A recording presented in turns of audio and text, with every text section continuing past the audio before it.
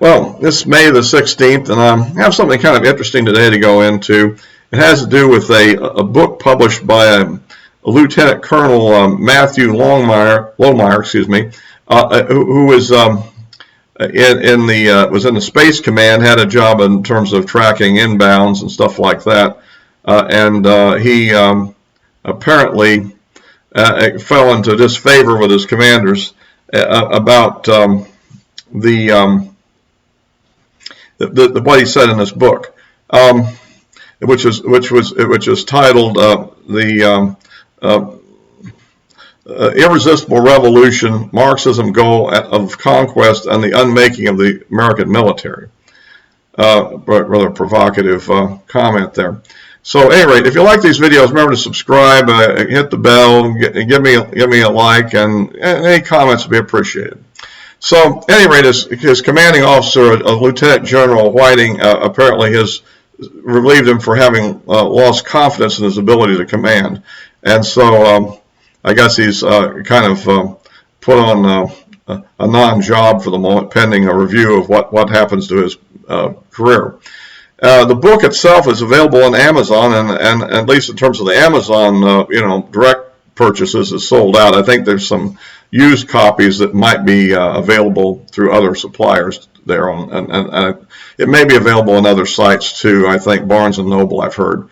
Anyway, so but the point is that what is essential criticism is that the critical race theory, which is as he's characterizing as a neo-Marxist idea, which in fact is sort of correct. I mean, after all, BLM itself has defined itself as a Marxist organization, and while at the margins they may be sort of trying to cover that up now, the history on it is absolutely clear. There's no doubt about it.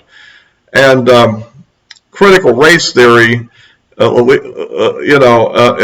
least according to Steve Hilton of Fox News, evolves from what's called critical theory, which was a Frankfurt Marxism school many years ago. And apparently this is sort of percolated through radical professors in U.S. universities over the past few decades. And essentially the difference is when you go from critical theory, which is about class struggle, to critical race theory, the idea is to turn it into a struggle between races rather than classes. So in other words, pit black against white, against Hispanic, and so forth. This whole intersectionality stuff they're talking about, this academic gobbledygook that we keep hearing about from the left. So essentially this stuff is now being kind of, in reaction to the January the 6th riot, is now being, imposed on the military, and people have been going through lectures on this subject. And if I understand it, basically BLM is good, but come and take it is bad. Trump hats are bad, but I guess anything liberal is kind of good. And this is sort of a idea that they're trying to crack down on, quote, extremism and so forth. And so at any rate, this essentially is what he's attacking, is this sort of policies. And obviously the question I guess raised is this a legitimate decision? Well, apparently he didn't go through pre-publication review, and apparently that isn't required.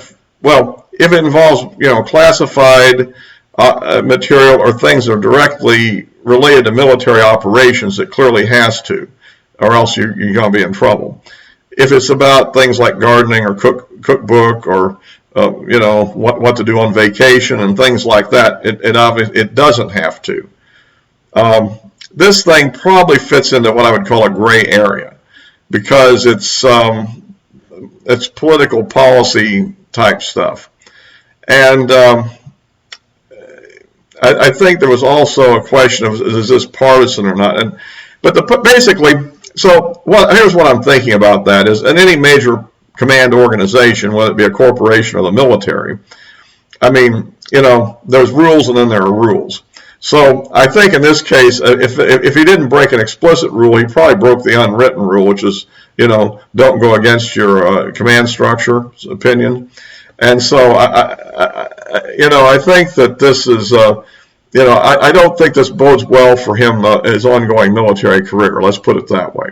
On the other hand, I think it's probably an important book, and it's good that somebody's speaking out, because This will definitely, I just saw it was mentioned on Fox News while I was getting ready to make this video, and I was already working on it before, collecting my information before I saw that little blurb.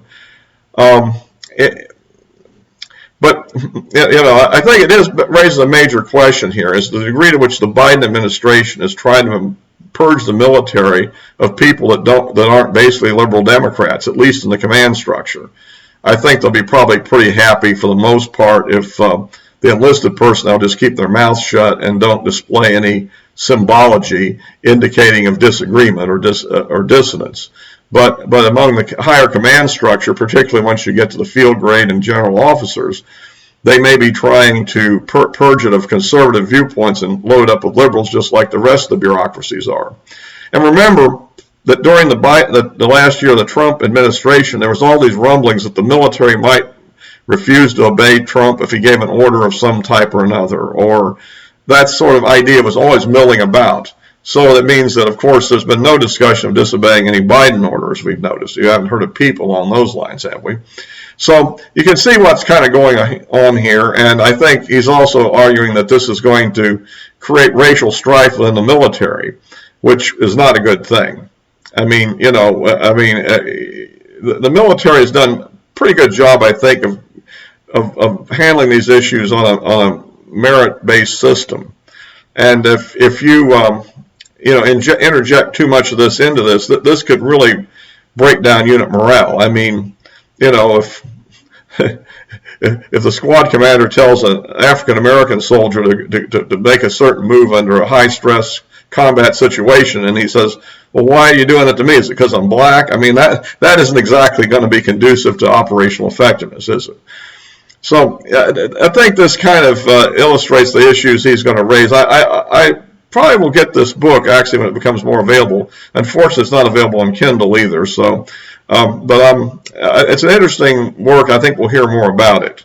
What I think he may be up to is, since he's a lieutenant colonel, they talk about 14 years as a training pilot, before that being an F-15 pilot. I'm guessing he's past his 20-year point, and he's probably eligible to retire. He probably has made the conclusion he may not be going to make full colonel, let alone general, and maybe he has a different career path in mind, and being kind of kicked out of the military over this book makes him a bit of a cause celeb in the conservative community. He's already getting mentioned on Fox News. If this all ends up, he'll probably show up on several programs like a Tucker Carlson or a Hannity or an Ingram and so forth. And so I wouldn't be surprised if this individual doesn't end up running for Congress. But then, by the way, this is purely supposition on my part of what he might be intending. But it doesn't look like he's intending to make general under the current leadership, right? Well, anyway, enough of that. But I think it's an interesting topic. I'll try to put some links, some articles below in the video, so you can follow up a little more information about it. The other question I think that's going on is the ongoing Israeli-Hamas battle. Apparently one genesis of this I'm hearing is the fact that the Palestinian Authority, which runs the West Bank, has suspended elections in which Hamas expected to make inroads or even win control of the West Bank. And that, more than anything Israel's doing, may be the real reason for all the violence, actually. So everybody wants to blame Israel or something about settlements, but apparently the real issue may be something more to do with internal Palestinian politics. Following up on what I said yesterday, I pointed out that the difficulties that Israeli ground incursion would have in terms of casualties, and I was kind of, I think you could tell I was a little bit, are they really going to do this? And apparently what they really did was create all the impression that they were going to launch a major ground assault, in which a lot of the Hamas terrorists went into tunnels that they prepared, which I guess they would then pop out and try to, fire an RPG at a tank or, shoot troops in the back and things like that as they passed. And so apparently Israel identified where some of these tunnels are, and so apparently once they got into the tunnels, they bombed the tunnels, which apparently eliminated a bunch of terrorists. Plus, they also wiped out this building where the Associated Press and Al Jazeera broadcast from, but logically also was probably Hamas headquarters as well. I mean, that's a kind of a typical thing. I think we had a similar incident, I believe, maybe there was some discussions along this line during the Iraq War, but I don't think we actually bombed it. But there was some thought that some of the Iraqi leaders back in that period, were hiding in a hotel where the journalists were broadcasting from. At any rate, there'll be a big brouhaha about that, but Israel gave them an hour warning to get out, so presumably not the Hamas leadership that was there, as well as the journalists, all escaped unharmed. So, at any rate, so this is ongoing for the time being. I don't know. There's still talk about diplomacy to negotiate. Of course, as long as Israel keeps killing off key Hamas leaders, it may be more interesting who will negotiate, but these things generally run their course after a period of time, and so I don't know. At some level, I guess, once Israel's destroyed all the targets that are easy to go, they're going to have a choice between actually launching an actual ground incursion or coming to some agreement for a ceasefire. So anyway, that's kind of the key things I wanted to hit today. I hear that Liz Cheney is still out there whining, making bizarre comments. Her crazy claim that the reason why people didn't vote for impeachment like she did was because they were personally afraid, I think is not the question. I think it was the more question they were probably concerned with their political futures, not their physical safety. And the other issue is she just maintained that Trump posed some sort of a threat to the Constitution, which of course is complete nonsense. If there's any threat to the Constitution, it's what the Democrat Party and the media has been doing for some time here. I mean, if January the 6th is an insurrection, isn't what goes on in Portland every other day an insurrection as well? I mean, this sort of rioting and things are really more a problem of the left. And whatever happened on the 6th was kind of an aberration, if nothing else. And obviously the Biden Justice Department, in quotes, as far as justice, has obviously got things under control there. So I don't think we need to worry about anything of that sort. What we may need to worry about is what the Biden Justice Department's doing. Well, I'll close this for now, and until next time.